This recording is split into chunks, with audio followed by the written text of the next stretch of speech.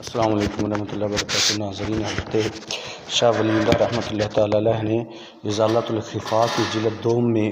تحریر فرمایا ہے کہ فرماتے ہیں کہ مدبر عالم اللہ اکبر، یعنی اللہ تبارک و تعالیٰ کے ایک اصول جو ہے وہ بیان فرماتے ہیں کہ اللہ تبارک و تعالیٰ کی یہ ایک عادت مبارکہ ہے کہ جب عالم کفر اور فسق اور ایک دوسرے پر ظلم سے یہ دنیا بھر جاتی ہے تو مدبر عالم اللہ تبارک و تعالیٰ ایک شخص کو اس کا جوہر نفس ملائکہ مقربین سے زیادہ مشابہ ہوتا ہے، یعنی ایک آدمی ہوتا ہے جس کا جوہر جو ہے وہ ملائکہ مقربین کے زیادہ مشابہ ہوتا ہے۔ اللہ اکبر، یوں کہنے کہ فرشتہ ہوتا ہے، فرشتوں سے بھی افضل ہوتا ہے، تو اسے شرف قبول عطا فرماتا ہے۔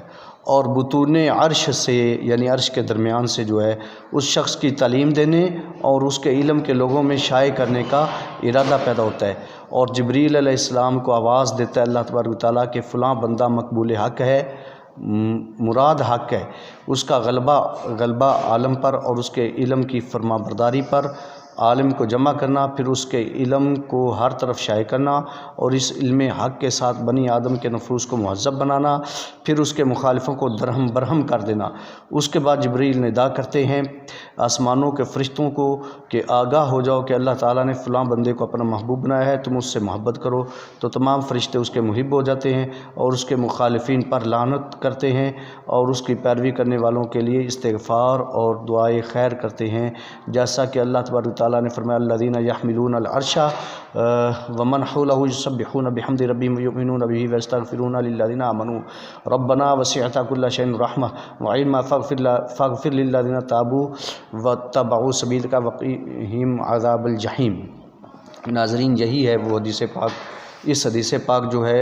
اس کو امام بخاری رحمۃ اللہ علیہ نے 3209، 6040 اور 7485 نمبر پر لے کر آئے ہیں۔ مسند امام احمد میں یہی حدیث پاک جو ہے وہ 7614، 8481، 10623، 10685،